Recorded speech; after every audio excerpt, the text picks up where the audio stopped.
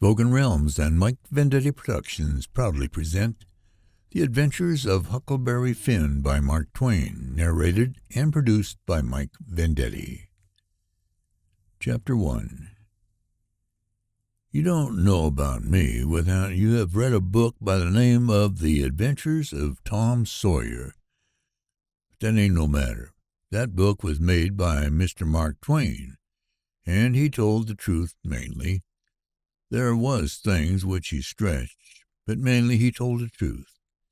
That is nothing. I never seen anybody but lied one time or another, without it was Aunt Polly or the widow, or maybe Mary. Aunt Polly, Tom's Aunt Polly, she is, and Mary and the widow Douglas is all told about in that book, which is mostly a true book, with some stretchers, as I said before. Now, the way that book winds up is this. Tom and me found the money that the robbers hid in the cave, and it made us rich. We got $6,000 apiece, all gold. It was an awful sight of money when it was piled up. Well, Judge Thatcher, he took it and put it out at interest, and it fetched us $1 a day apiece all year round, more than a body could tell what to do with. The widow Douglas, she took me for her son and allowed she would civilize me, but it was rough living in the house all the time, considering how dismal, regular, and decent the widow was in all her ways. And so when I couldn't stand it no longer, I lit out, got into my old rags and my sugar hogshead again, and was free and satisfied. But Tom Sawyer, he hunted me up and said he was going to start a band of robbers, and I might join if I would go back to the widow and be respectable. So I went back.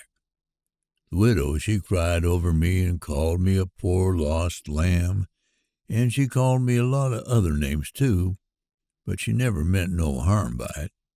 She put me in them new clothes again, and I couldn't do nothing but sweat and feel all cramped up. Well, then, the old thing commenced again. The widow rung a bell for supper, and you had to come to time. When you got to the table, you couldn't go right to eating, but you had to wait for the widow to tuck down her head and grumble a little over the victuals, though there weren't really anything the matter with them. That is, nothing, only everything was cooked by itself. In a barrel of odds and ends, it is different. Things get mixed up, and the juice kind of swaps around, and the things go better. After supper, she got out her book and learned me about Moses and the bulrushers, and I was in a sweat to find out all about him. But by and by, she let it out that Moses had been dead a considerable long time. So then I didn't care no more about him, because I don't take no stock in dead people. Pretty soon I wanted to smoke, and asked the widow to let me. She wouldn't. She said it was a mean practice and wasn't clean, and I must try to not do it any more. That's just the way with some people. They get down on a thing when they don't know nothing about it.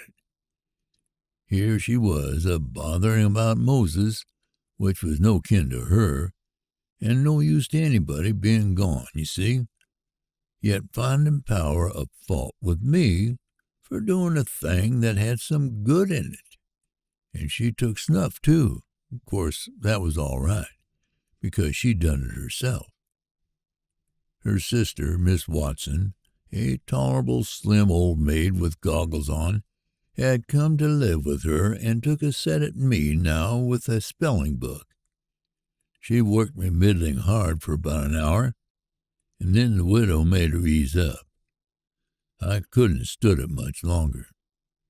Then for an hour it was deadly dull, and I was fidgety. Miss Watson would say, "Don't put your feet up there, Huckleberry, and don't scrunch up like that, Huckleberry. Set up straight." And pretty soon she would say, "Don't gap and stretch like that, Huckleberry. Why don't you try to behave?"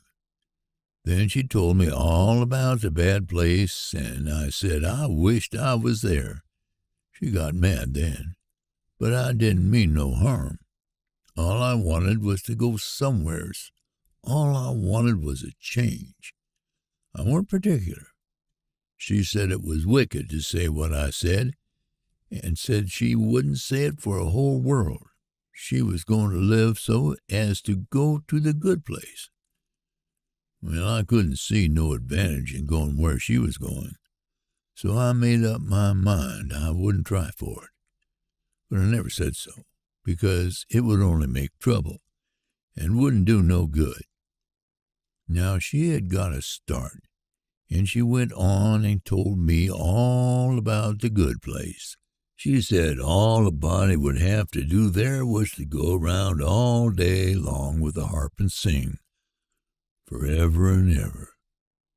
So I didn't think much of it, but I never said so. I asked her if she reckoned Tom Sawyer would go there, and she said not by a considerable sight. I was glad about that, because I wanted him and me to be together. Miss Watson, she kept pecking at me, and it got tiresome and lonesome. By and by, they fetched the niggers in and had prayers, and then everybody was off to bed. I went up to my room with a piece of candle and put it on the table. Then I sat down in a chair by the window and tried to think of something cheerful. But it weren't no use. I felt so lonesome I most wished I was dead. Stars were shining, and the leaves rustled in the woods ever so mournful, and I heard an owl way off, hoo-hooing about somebody that was dead, and a whippoorwill and a dog crying about somebody that was going to die. And the wind was trying to whisper something to me, and I couldn't make out what it was, and so it made the cold shivers run over me. Then away out in the woods, I heard that kind of a sound that a ghost makes when it wants to tell about something that's on its mind and can't make itself understand, and so can't rest easy in its grave, and has to go about that way every night grieving. I got so downhearted and scared I did wish I had some company.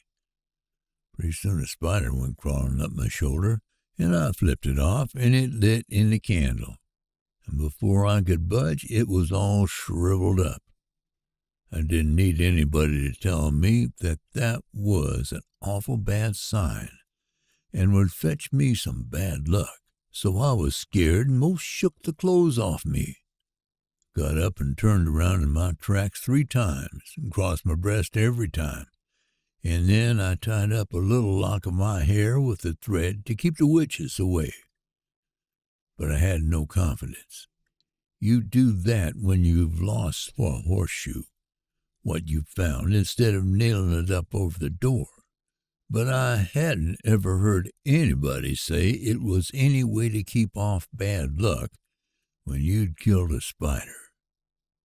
I sat down again, a-shaking all over, and got out my pipe for a smoke, for the house was all as still as death now, and so the widow wouldn't know.